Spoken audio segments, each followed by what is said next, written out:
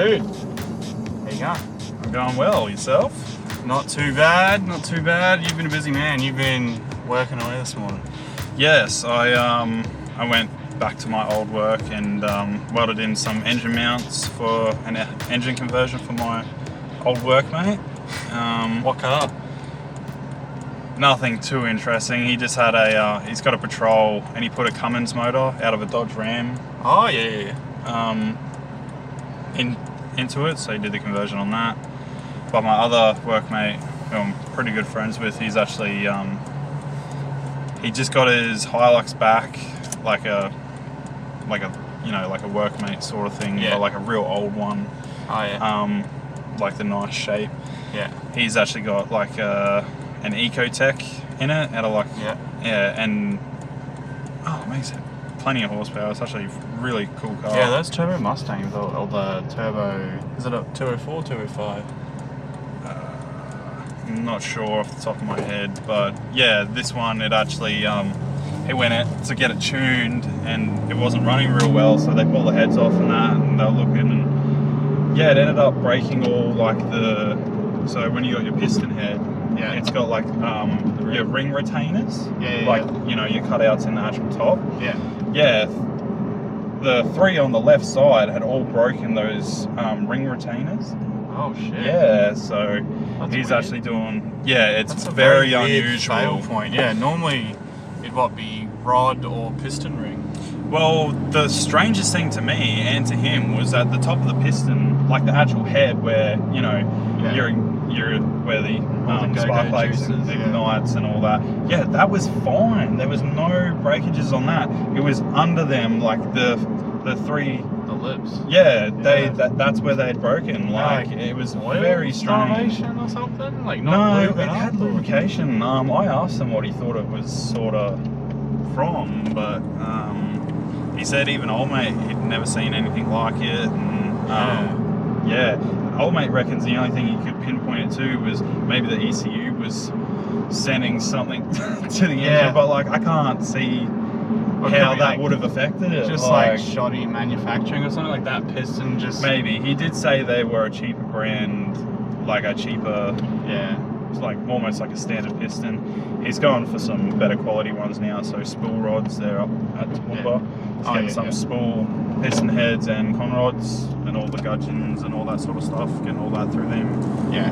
Because he's always, apparently, like, since he's kind of first started, he's always had sort of good gear, so... Yeah, because normally the fail point is if it cracks anything in the piston, it's normally the top and it's a giant fucking chunk. Yeah, from either too much fuel or not enough fuel, based on heat and sort of that sort of thing. So well, how did you get to where you are? Because you're pretty head in, like, and you've had some pretty cool things along the way. Yeah, so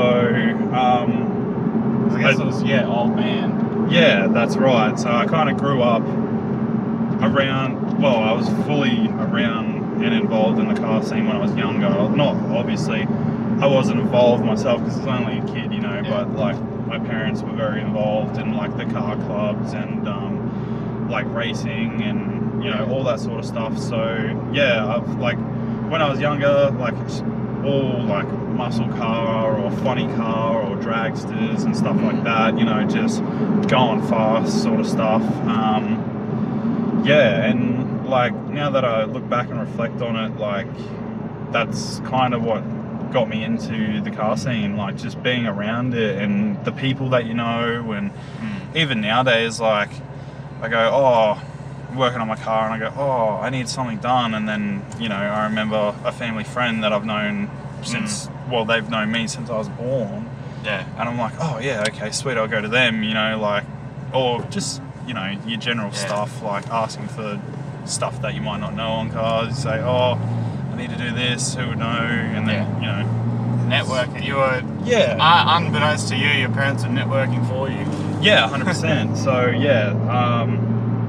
which I'm so grateful for now. Like, and even as a kid, I just loved it. Like, love going to the track, just running around, like being a menace, you know. And then obviously you can't go out in the cars when you're that young, but when you come when you're old enough, like, because we obviously go to power cruise and everything every year, like, and then, you know, you do your gold coin donation or whatever. Well, it's a bit more than that now, but when we were kids, it's gold coin, and then you jump in these 1,000 horsepower cars and you just go out on the track, and it's just like, Is this awesome. legal? Yeah, well, it's just like such a rush, man. Like, yeah, it's super cool. And yeah, I'm just grateful that that's sort of Yeah, 'cause how your it grew old up. man, he's had, like, even now, he has some pretty wicked, Oh yeah, wicked like, toys in his little shed. yeah. Oh, I wouldn't call it a little shed, but Yeah, it's a much Yeah. bigger shed now with the makeshift petrol station. And, yeah. Yeah, so yeah, he's got like the 454 shed big block Monaro that he's running at the moment, which and that's scary. it's like I drove it like at Power Cruise, was it this year, and man, the car scares me. Like, that's like a lot of horsepower. Like, I love driving cars and I love, you know, getting a bit silly in a car or whatever. Yeah. But just, you know, when there's just that much raw power, like, it's sort of like, holy hell, you got to hold on to this, you know, like, and it's got like radial tires on it, you know, like street tires, and this thing's just melting in it, you know, like. Yeah, which I'll throw in some clips from when, I think it was Power Cruise, not this year but last year. Yeah. And just, you're watching the tires smoke up and then just chunks of rubber just coming off, and like, it's so much fun. Man, like, if you haven't been out to a track, or whoever's watching or whatever, if you've never experienced going down a track, or even being a passenger in a track, and like a big horsepower car, like, you have to do it. Like, it's just a whole different. It just thing. rattles you. Yeah, it's like, and rattles your core. Like, I know it's a very like cliche thing, but like, it just rattles something inside of you that you didn't realize could be rattled. Yeah, it's awesome. It's definitely different, like a different feeling to like anything else in the world. Like, and like a lot of people that kind of drive like that is what gets them into cars. You know, they just like chase that feeling. Yeah. Again, like, it's such an adrenaline rush. It's awesome, really. And then, so from all that, you finally get your license. What's your first car? Yeah, I had a pretty cool first car. I worked my butt off at Macca's. You know, another general. Like, every person now so far on that's been on has worked at Macca's. Yeah, it's definitely a good starting point. My first job, like, but definitely not for me. Anyway, it's not a lifelong It's job. a good short term. Yeah, you know, it gives you then- experience. It's like, it gives you a helping hand into the real world. But Yeah. so I worked my butt off there, saved a bit of money, and my dad got onto a bloke about a HZ Kingswood Ute style side.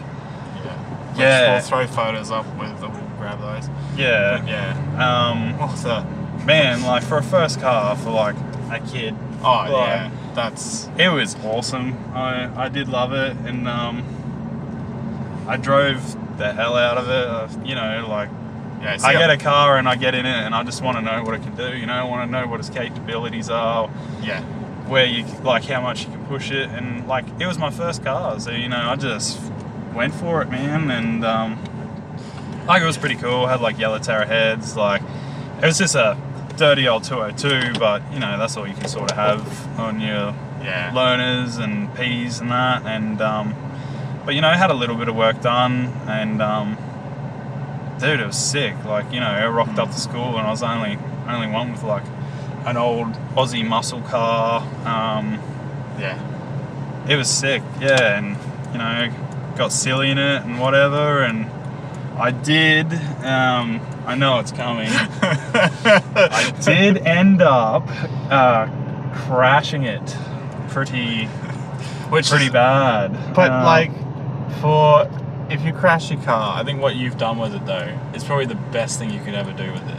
Oh yeah, like 100%. Like, you live and learn by your mistakes, you know. Like, but it's still with you.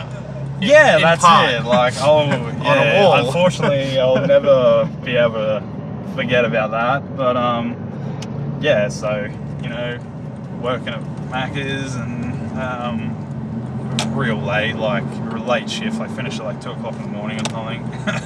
Yeah. And yeah, I come out and a couple of the other work boys were there and, you know, started egging me on as you do when you're a young fella. And yeah, so I was like, oh yeah, righto, whatever. Just, yeah, did a skid, come out and just gave it everything because, you know, it's only 6-cylinder, you just got to get up it. And yeah, started going and whatever, and kind of got a bit of a tank slap on, and it only had like little cheese cutters on the front, you know, and, you know, I did this sort of thing a fair bit, so there wasn't much in the way of tread. yeah, like it was definitely like the tires were definitely worn. I mean, it's no excuse, but it definitely helped the situation. Yeah, and unfortunately, yeah, I went to correct it and it understeered, and then, you know, I straight away knew that you know, I was in a bit of trouble. So I tried to aim for the next driveway that I could, and yeah, unfortunately it just missed it, and I hit a sandstone wall about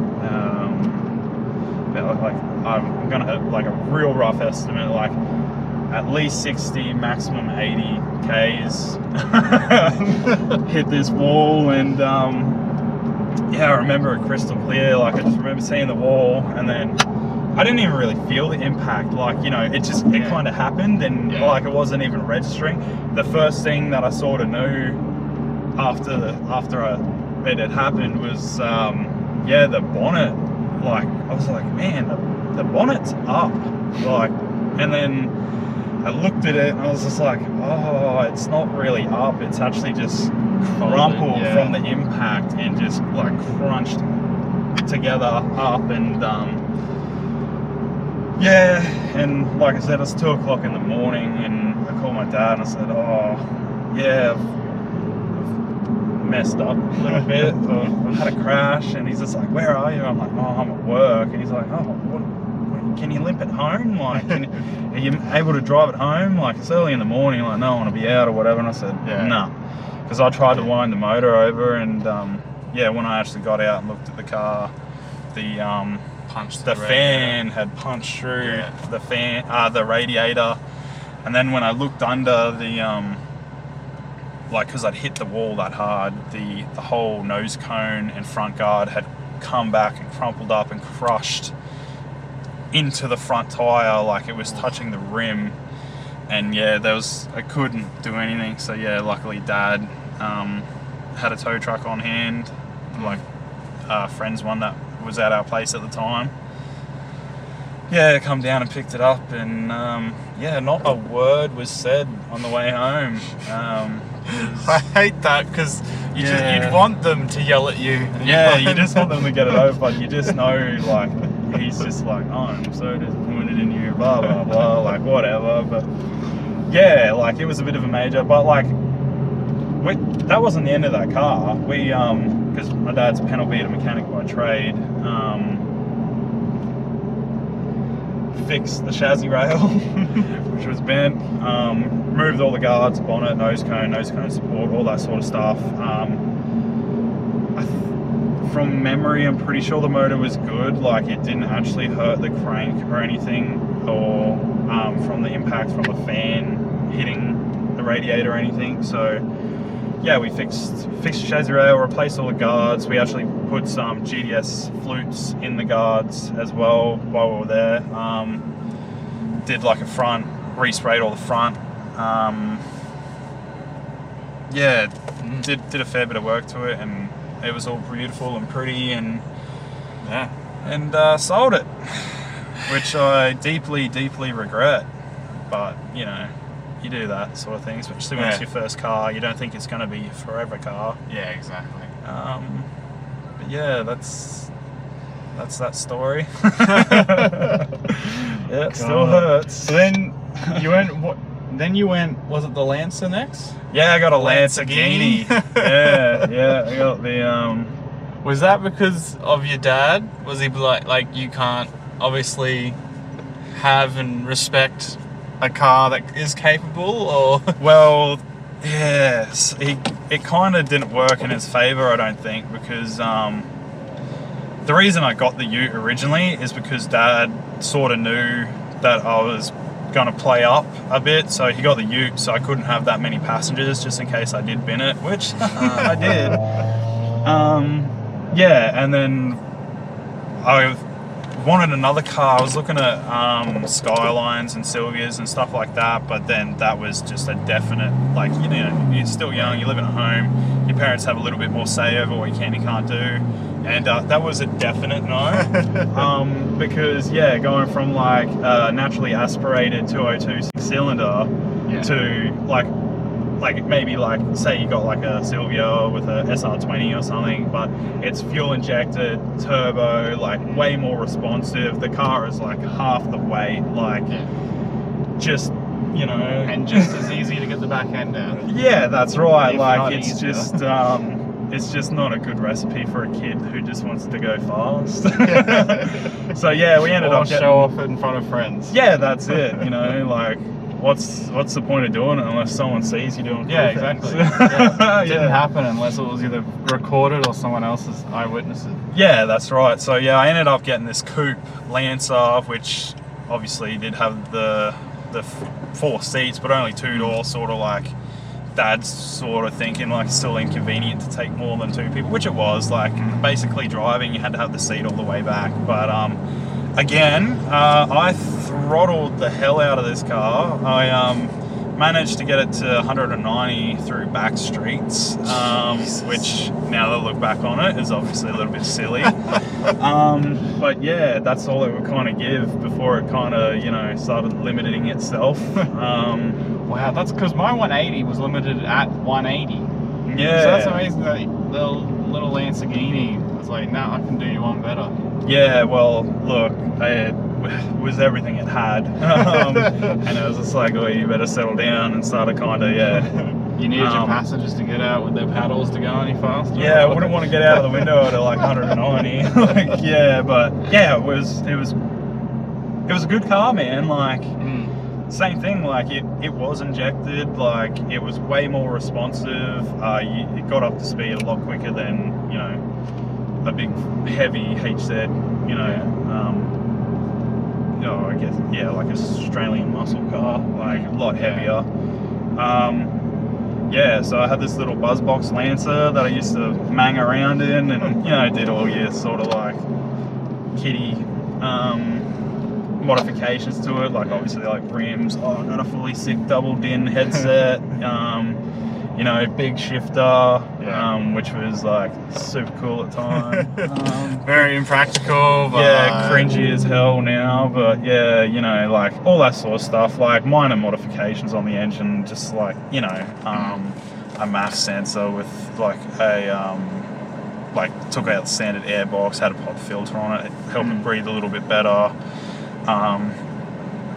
I think I did end up putting a set of extractors on it or something, but you know, just like it had a cannon on it to, you know, just sound, sound cool. Like, I mean, I did, because it was kind of like max revs all the time. Poor thing. But yeah, kind of front wheel drive, and like no good for the sort of thing that I want to do. Like, don't get me wrong, you can get awesome, super fast front wheel drive cars, and like, I don't know, like everyone's general favorite, like a Honda Civic or whatever, you know, get that stuff kind of going really well. But yeah, no, front wheel drive, no good for me. So yeah, I started looking elsewhere for things, and old supervisor was just like, oh, I got a mate that's got like an E30 Beamer, and yeah, and I was just like, yeah, cool, man, that's super sick. Like, I love that kind of look, like the old what are they, the grills? No, the Skyline that I drove in. The Kokoska. Yeah, the Kokoska. Yeah, the GDR, like the first Skyline, like that. Actually, they look very similar. That's exactly right. You know, and I think that's what like kind of made me like Go those. for it. Yeah. Like it more. Like, Because if you don't know Bejay, you're not the biggest fan of Euros. oh no, I don't like him personally. It doesn't mean I don't respect like the engineering and the capabilities of the car. It's just not my taste, man. But yeah, dude, I love E30 Beamers. Like, I just love that look. And I had big hopes for it, like everyone sort of does when they get something like that. I ended up buying a VL Commodore with the RB30. Like, pulled the RB30 out. The plan was to do an engine swap, put the 30 in the Beamer, turbo it, and just same sort of thing, just send it till it died. Big power, light car, nothing can go wrong. Yeah, but I ended up buying a house with my now wife. So unfortunately, all that fell through. I ended up selling all the running gear. Like, I got everything. It was just all ready to make engine mount. Also, like, I'm a boilermaker, so like engine mounts and that sort of thing I can sort of fabricate myself. So it was all there. It was all ready to go. But yeah, like I said, ended up getting the house and kind of had to sell a couple of things off just to you know, like furniture and all that sort of stuff comes with it. Yeah, that's right. And you know, no matter how much money you have in the bank when you buy a house, you still got to pay that first bill when you move in. And yeah, so unfortunately ended up selling all that, but I've rekindled the 30 Dreams, not the Beamer side of it, unfortunately. I have offered to buy that car back multiple times. Because they're worth money now. They are worth a bit of money, but I bought the car for $400 and I sold the car for $400. And now it's like $6-7 grand. Yeah, and I begged this dude, man. I seriously, like, I want that car because it was clean. It was a super clean car. I got a super good deal. Like, I had to drive down to New South Wales with a friend, car trailer it all the way back, you know. But like, it was so worth it because the car was super clean. Yeah, but he won't sell it to me, even though nothing's happened to it in like 5 years. But you know, that's his thing. Start a GoFundMe. Yeah. But Get yeah, I have Bejay's E30 back. Yeah, I have bought another RB30, and I bought a car off you or your old man or your brother or someone from your family. I bought that 180B Datsun wagon, and it had already monster. As you know, it's already. I'll put a picture up of the 1J that's in it. Yeah, it's had the firewall cut back and everything all ready to go. For 6. Yeah, for a straight 6 car motor. I'm not doing the 1J obviously. I'll do the RB. But yeah, I'll make all the engine mounts and all that sort of stuff. But yeah. It's kind of hard to. I've got a lot of projects. Well, you kind of gloss over though is the Hiluxes. Now, some people are like, oh, Hiluxes, but you actually built from the ground up your own turbo kit. Yes. Like most people go, I want to turbo my car. Oh, there's a kit online, and you're like, no, that's too easy. Yeah, that's right. You know, because I hate myself and I just love making work for myself.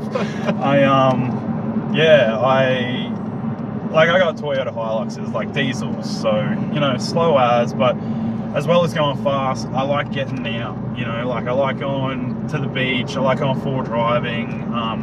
I don't like it, I love it. I love getting out and going camping and fishing and all that sort of stuff, so obviously you need a vehicle that can do that. So and RB powered Datsun probably isn't. Yeah, and like, petrol doesn't really hold up too well when you're out full driving or getting water on things and that. So yeah, I bought a 1998 Toyota Hilux full drive with a 3-litre in it, and it was slow as balls, bro. It was super slow. Like, and that's the bigger motor that they have in those, the 3-litre 5L, and like, man, I got sick of it. I seriously did. I got sick of going up a hill with just the slightest incline and having to change back 2 gears and still just creeping up like so slow up the hill. But your engine's just maxed out. Yeah, that's right. Like, and I, as like diesels love being turbo because they work off compression. So like if there's more compressed air in there, it's easy for them to ignite the diesel because that's how, like, diesels don't have spark plugs, they have glow plugs, and that's to warm the block. So when the fuel compresses, it's easier for your combustion to happen. So they love the turbo. They love, yeah, getting a bit of PSI in them. So I just went for it, man. I got a second-hand turbo off like an Isuzu truck from my uncle who was working at Isuzu at the time, and just read up, built up my knowledge on what to do, what not to do, how to do it, and I made my own exhaust manifold with my turbo flanges, obviously, and made my own dump height and exhaust. I made it all. And No kit at all. yeah, and like put an intercooler on it, and like I didn't want to top mount because I still wanted easy access to the motor for general maintenance and that. So I put a front mount, but it's actually outside of the engine bay. It's in the bull bar. And oh yeah, that's right. yeah. I cut my standard bar, which I like the look of, but it like was real flimsy down the bottom. So I cut all that out, made my own intercooler spacing for it, and welded in a grid with like, I put like tubes, so like if I hit things or whatever for driving, as you generally do, the bolts wouldn't get damaged, so it'd still be like for easy removal and that after a long period of time before driving, so maintenance would be easy. Yeah, look, I did all of that, and yeah, and it worked perfectly. Yeah. It's still working till this day. I run 15 pound of boost through my diesel, which for a petrol car is, you know, getting up there, yeah. But for a diesel, healthy amount of boost. Yeah. And look, man, I drive, I keep up with everyone. It's not a race car. I'll put that out there right now. It is not a race car.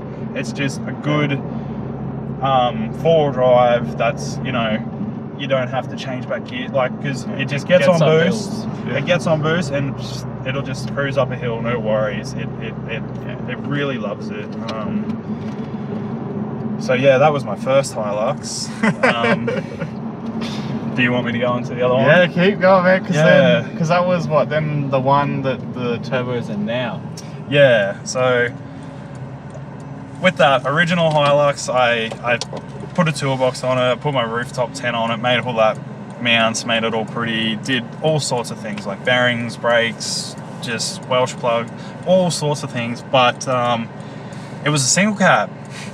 And I planned on having this car for like a good long while, so I put the money into it, I put the maintenance into it, I got it all, you know, starting to come along really well, and it was before my wife got pregnant. I was just like, I do plan on having kids, so this is kind of not going to work out if I keep investing into this. So I said, oh, I'm going to buy a dual cab Hilux because I love this car.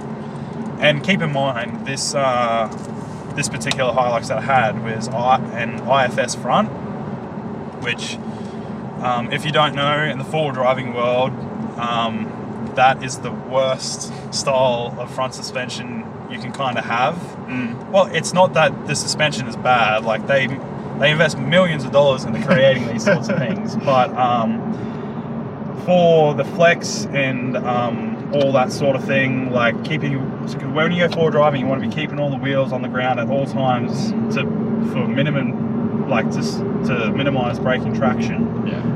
Because if you start spinning tires, you're not going nowhere. Yeah. You know, and then you get stuck. Yeah. So so you generally want like a solid axle, like a leaf front end, but they have massive downfalls, as you will have the back of an 80-year-old by the time you're 30. So yeah, I I decided that I was going to coil convert this car whenever I got it, and I ended up finding one.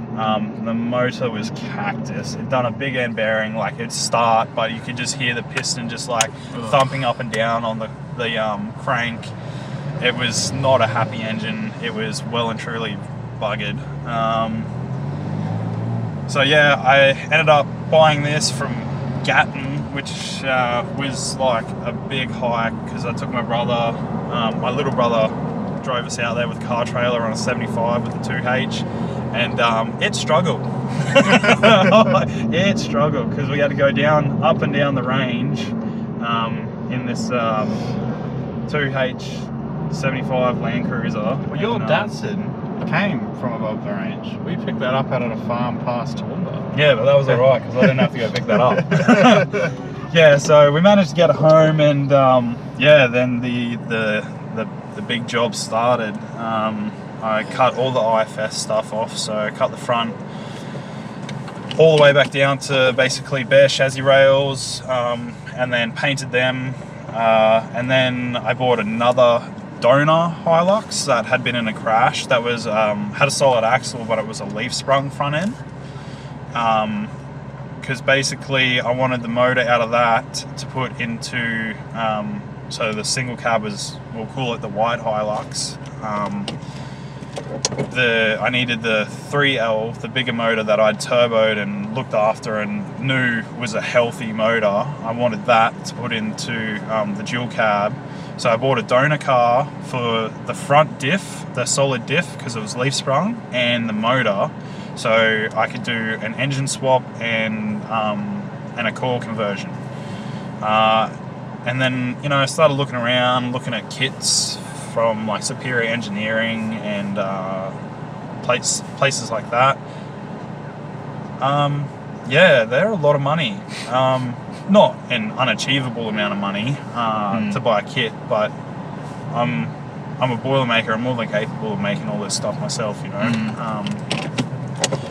So I decided it'd probably be quicker and easier to, instead of buying a kit and making everything from scratch myself, was to buy a 80 series Land Cruiser front end. So basically, a dude was wrecking one. I went out to his yard. I said, I want the front half of this car, and he said, yep, no worries. I cut the car in half there in his yard, took the whole front half of the chassis, and I took the diff, and I left, like, he took all the brakes, swivel hubs, the center, like axles, everything.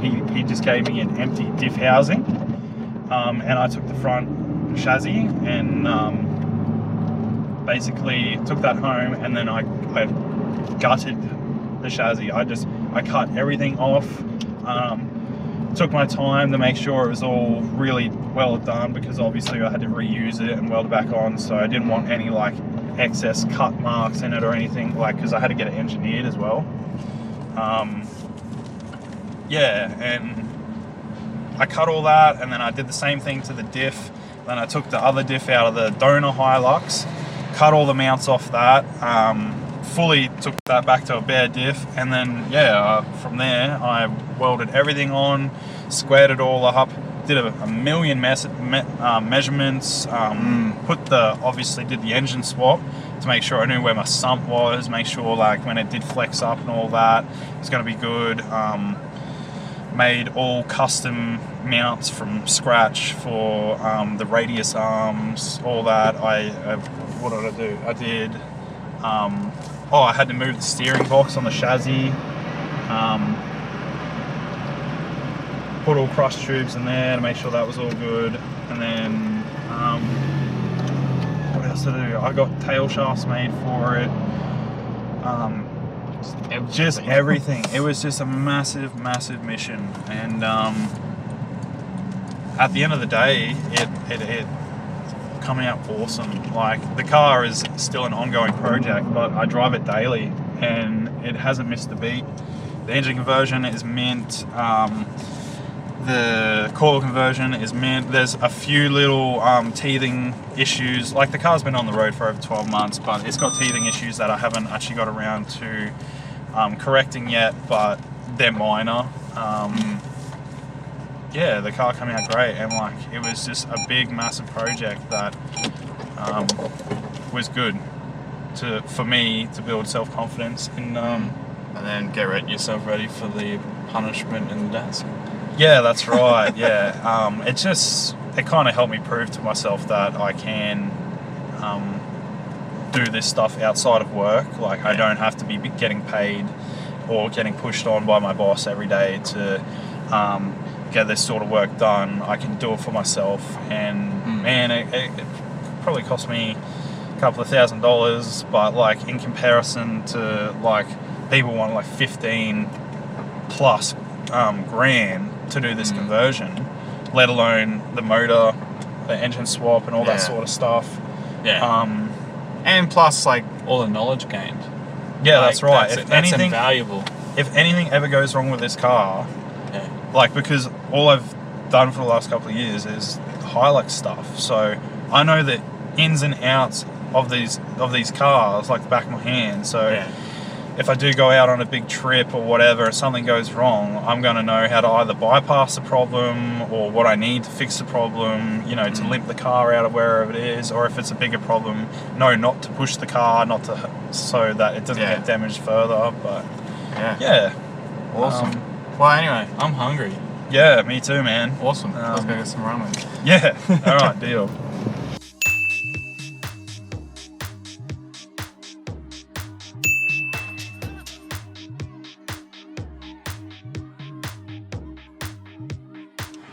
Full? I'm motherfucking full. My belly is bulging.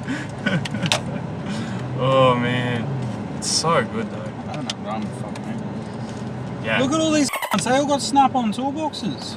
Man, Kmart forking out for the. That is so much money. If you were to hit that place, how much would you reckon all those toolboxes and shit worth? Like, bro, 15, 20 grand a chest? If it was all snap-on tools? I know Baxter paid 18 grand for his toolbox snap-on one. Yes. Yeah, like, they're fucking worth a lot of money. And if they got snap-on tools in there, that's shitloads of gold money. Yeah. There was some chick on Facebook Marketplace, and it looked like it was like a split up, and she's like, "Nah, I'm stealing your toolbox," and it was like a brand new snap-on tool chest and everything. It was fully kitted out with tools, and she was selling it for like $2 grand. And I was like, "Ugh." Your husband is not gonna be happy. Oh, that's how much he told me I paid for it. It's like, hey, you fucking lied. Motherfucking lied. Alright, we'll just start it off here. Alrighty. So, where we left off? So Hiluxes. So finished that one. Now, have you sold the white one? I did sell the white one just recently, actually. Was that hard? No. I did kind of like undercut myself on the sale because I just wanted a quick, easy sale, and I ended up selling it to my wife's workmate. Oh yeah. So at the end of the day, he got a really good deal, and I got a quick, easy sale. So like, I got back what I paid for it, but not what I invested into it. That's the nature of the beast, though. That's Modifying, exactly like right. you're never gonna get your money back. Yeah.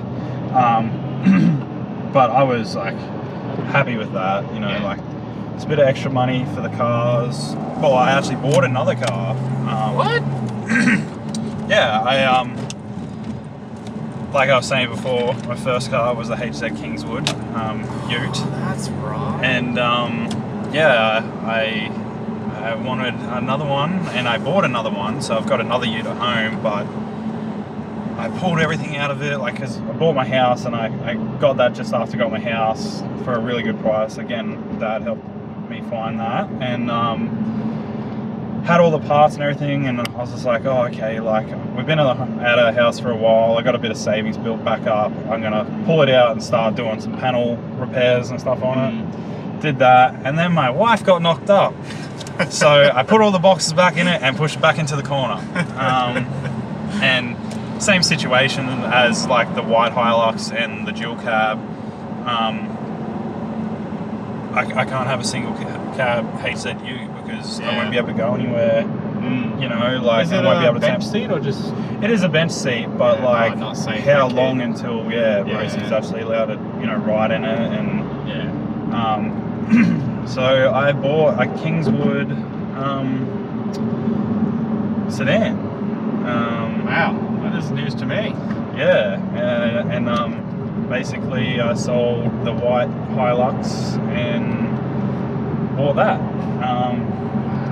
Yeah, it's What does it look like? Bit of a project or? oh yeah, as they all are. Yeah. As everything I get myself into is a major.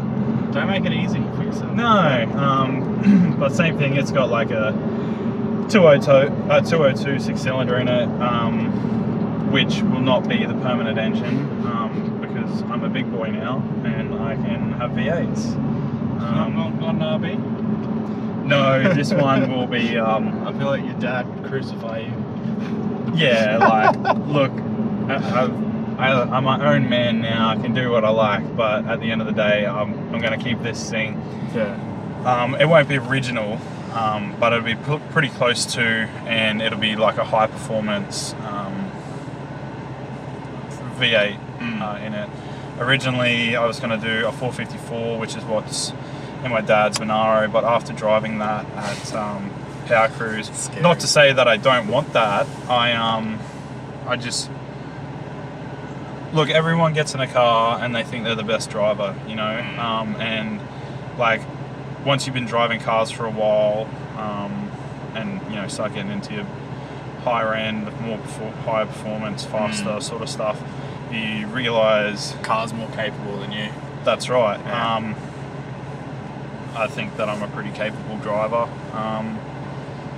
and well experienced and whatnot, but yeah, I got into like my dad's one and it's just too much for me at the time being, so I'm going to go a 308, but put a fair bit of work into it so that it's still tough. Like, it'll be really tough street car, but not anything fucking stand out amazing on the track. It'll just, and that's what I want, is to go out, have fun, wring this car's neck, and then not have to worry about overheating or you know, doing pistons or whatever because I got too much horsepower or whatever, or braking and diffs and that. I just want to go out, flog around the track, and then literally drive it home.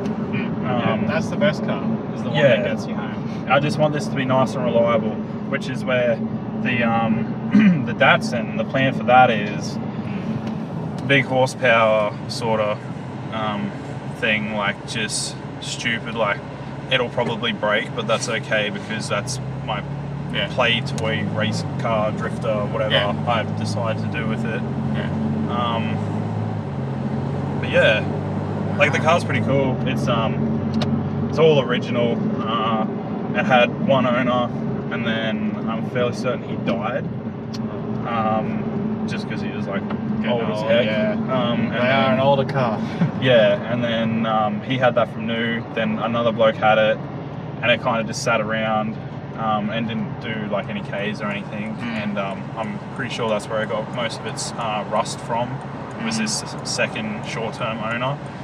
And then a guy bought it, and we bought it off him straight away. He only had it for a little while. And yeah, so the car's like all original. It actually has factory aircon, which is like Really? yeah, it's like in your late model car, you know, you got your vents in your dash and whatever.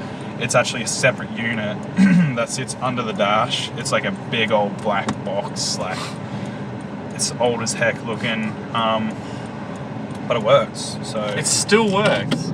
yep, still works. So yeah, it's super cool. And yeah, the plan for that is to paint it, like sand it back, do all the repairs on the body and everything, paint it up, and then drive it with the 6-cylinder in it. But probably let Lizzie drive it as her sort of. I kind of don't want her to daily it because like Soft top. I don't want her to daily it because I will like have put all that work into painting it, making it beautiful, and don't want her to like scratch it or ding it. Yeah. But like I'm happy for her to drive it, and then basically save a bit more money and go back into building the tough engine. And yeah. Well, it seems like a lot of your builds, because like, not that, you know, like when you're doing everything yourself, it was just out of funds, but it's probably worked out better that way. If you didn't have that restriction, like money, no object, what does your shed look like and what's in it? So what I generally do when I start building things is I won't go out and buy everything in one hit, because you do that and it's just too much money. Like and when you buy stuff, you can buy the more expensive stuff if you buy a piece at a time. But I generally don't go out and buy like the best performance. But not to say that I cut corners or anything. I definitely don't do that. I build my cars so they're reliable, don't break. I want to build it once, and if it breaks, it only breaks because I'm being silly. You know, I don't want to have to go out and then my car breaks down because I cut corners. I don't cut corners. I do it all how it should be done. But yeah, I definitely do sort of like budget myself and say, all right, this week I might go out and I get this and this, but I really want this, but I can't get it because then I'm going to be too low in my everyday sort of account. But yeah, if that wasn't a thing, what would dream build be? Just Just like you go, dad wins lotto, goes, here you go, here's $1 million or $2 million, whatever it is. What's sitting in your shed? What have you built? Because I know I knew, like, you're not the type of guy who goes, oh, $1 million Lamborghini. $1 million, like, it would be like, as you know, like supercars and stuff like that, like your Lamborghinis and Bejay Veyrons and shit like that. That's that's no fun for me, because those cars are built and engineered to do exactly what they do, the best that they can do it.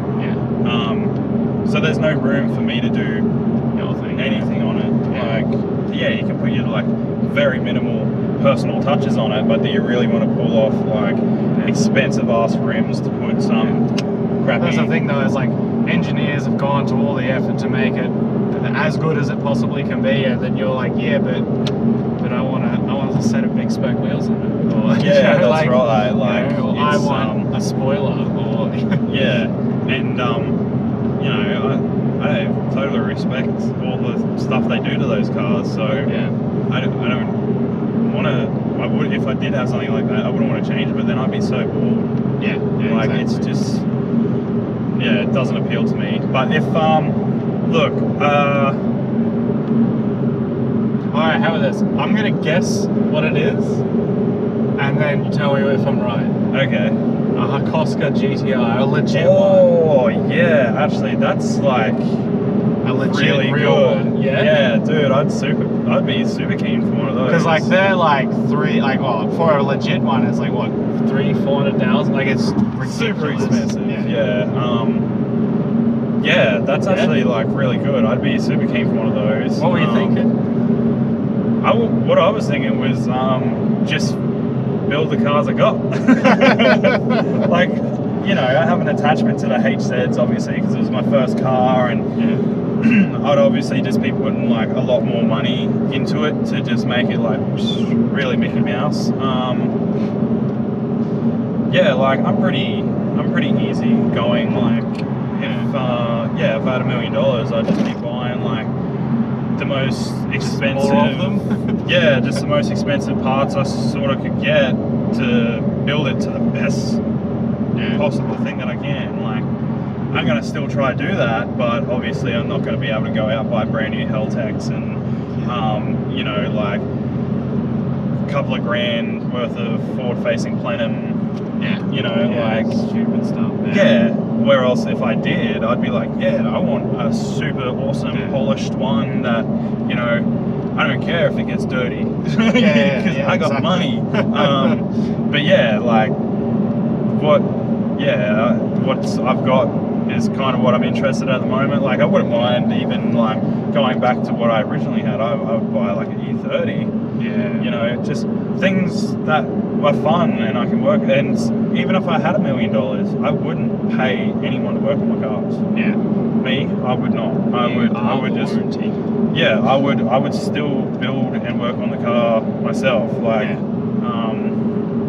because then you get like a sense of satisfaction, like you did that. yeah, and again, like if something were to go wrong, I know what I'm looking at. You know, exactly. you pop the bonnet and you go, oh, engine, no worky. You know, like, or else if I got a rattle in the top end of the motor or whatever, I can take it off and be like, okay, well I'll check the rockers, I'll take the rocker cover off, I'll check all the valves, check the springs, check everything like that. If it's bottom end, I'm obviously going to be like, fuck, I probably do like a big end bearing or like broke a ring or something, you know, like something a bit more like serious. Yeah, but then I would know. I wouldn't be like, oh, I'll just limp it home. I'd be like, well, no, because you're gonna fuck the bore or fuck the crank or something like that. Like, I'd just be like, okay, we got to get this sorted now. Yeah. Well, you've probably seen a lot of that dodginess.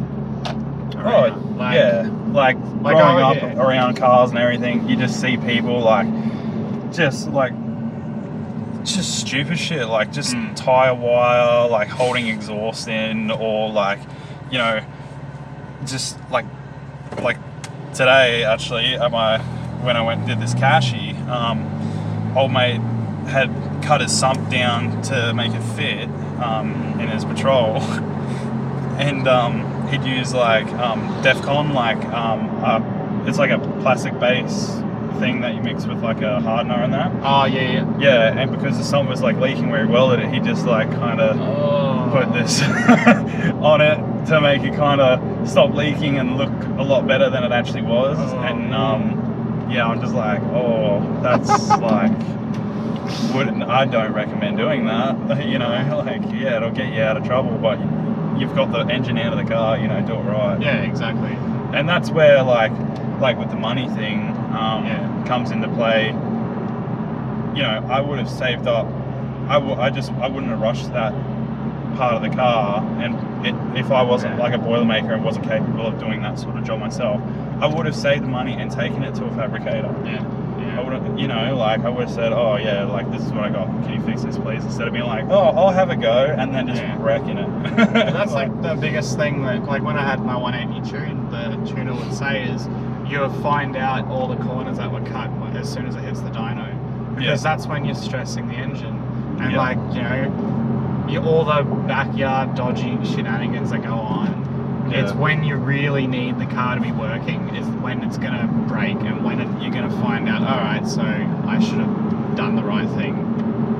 Even like when with your 180, like we had that drama with the intercooler piping popping off. Yeah, because they just cut it off and never put a bead on it. Yeah, it never had a bead. Like there was nothing to stop the clamp just sliding off, like, so the silicon pipe would just like slide straight off because there was nothing to stop it or seal it. Like that bead is there for a reason. It's there so when you clamp, it actually makes a seal so you can't lose any pressure through that point. And so if it does slide down, which it shouldn't, and you should tighten the clamp up on that, like just above that seal, so that doesn't happen. But it's to stop it from coming off. Like, and just those little things, it's the little niggles that just ruin the car, because then you get like, oh, it's broken again. And, it creates gremlins, and it kind of makes you hate the car, because you're always running into these stupid little problems that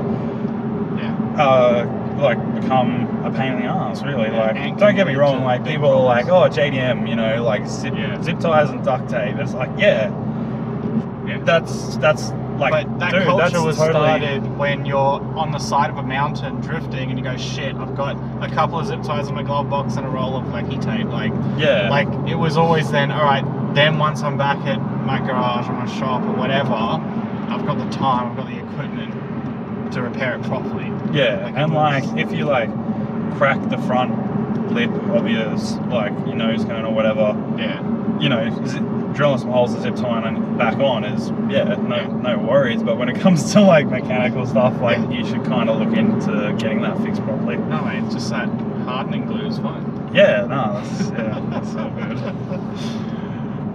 What's well, I wanted to end on this just because it's funny and everyone has their own little thing. What do you hate the most about car community? Because for me, like we were talking about it, we're at Ramen. It's people who say stages. Yeah, and again, Stages. like we were saying, it's just like, I got a stage 2 on my car. It's just like, man, it's 2020. This isn't when Need for Speed come out, you know, Yeah. and like my biggest niggle and hate is like I'm all for people asking questions and learning and that sort of thing, but like I just hate it when people say that sort of thing, but they don't know what they're actually talking about the car. Like, it's just like, I'm just saying this because whatever. Like, that's what I hate, and I hate people being like, I did all this work on my car, and I say, cool, man. Like, what did you do? Like, and they're like, I put some rims on, and I put some speakers in, and a head unit, and it's fully sick. I got like a light up neon under my dash or whatever, which I did when I was younger. Like, I have no problem with someone doing it, but it's just like, well, you didn't do anything to improve the car. Like, at this stage of my life, if you're not doing like something mechanical or like something to actually improve the car as a whole, what are you doing?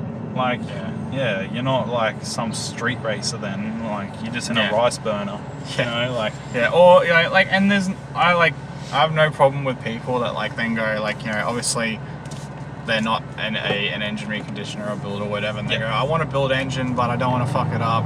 I'm gonna go to a workshop and have that's fine. I don't have a problem with that. But when people go, I've built my engine, I'll work myself, and you go, what have you done? He's like, I put a pod filter on, and you're just like, okay, painted the rocker cover. I like the rocker cover, you know. Like, it's just like kudos for doing you're stepping in the right direction, but it's not there yet. Yeah.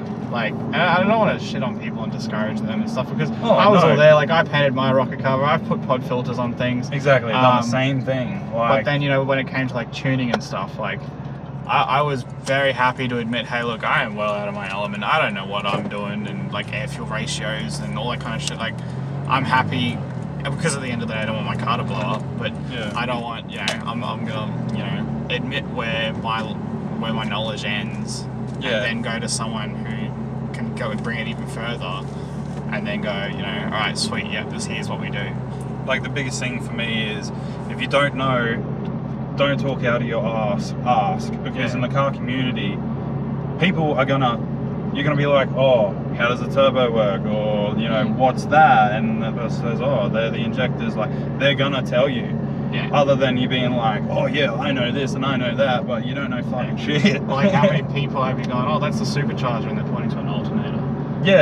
I have had that on multiple, like, not that exact reference, but I have had that happen all the time. I had a friend of mine who, went to change his oil filter, and I still can't fully comprehend it. He actually pulled the starter motor apart because he thought in this, because you got your cover, like, for your like your brushes and everything, that's actually in your starter motor. He thought, like, inside that cylinder he was going to pull out that white oil filter out of there, and I was just like, put the tools down, don't touch anything. Like, and he's just like, what do I do? I need to change it. I said, you get on YouTube, like, call someone and you did the right thing by calling me, but you should have called me from the start. Buy an owner's manual, like, go down and buy you can go to Super Cheap or Autobahn or whatever, and you can order in the manuals for your car, like a book, and it will tell you everything, down to nut, bolt, size of socket, spec, just everything. So, like, don't go and just start willy-nilly doing things. Like, do your research, have a look, find out what things do. Don't be afraid to ask, because, like, if you're asking someone and they're thinking you're a fucking idiot and they don't want to tell you, chances are they don't know either. Like, if you ask someone and they are happy to tell you and help to give you a hand, well, then that's... And most people are. Yeah, well, that's Like- exactly right. Like from everyone I've had dealings with, like most people, like as long as you're, you know, not, I guess, like confrontational or aggressive or trying to belittle them, like as long as if you go, hey man, like look, I this is as much as I know, but I know that you know more. Are you able to help me out? Most people, like I don't think I've ever come across anyone that has gone like when, like with my 180, I didn't know anything. Like I knew kind of roughly how to make it go faster, but I knew, all right, I'm going to need an ECU. So I was like, look, I'm unfamiliar with this platform, but Reese isn't. He knows lots about it. So like, oh, hey, what ECU do you recommend? And you know, go into a PEC, then, oh, how do I reflash this ECU so it's just bulk standard, so I don't need to then like limp my car or not be able to drive it until I get to the dyno and stuff like that. Yeah. And you know, it's all, yeah, you got to use your resources. Don't like think, oh no, it should be right, because then things go real bad. Yeah, that's right. And then that's when it costs you money, or Yeah. you know, like you can hurt your car or whatever. and no one wants that. No, that's right. Like, yeah, But yeah. Anyway, man, it's been good. yeah. Got to get you home.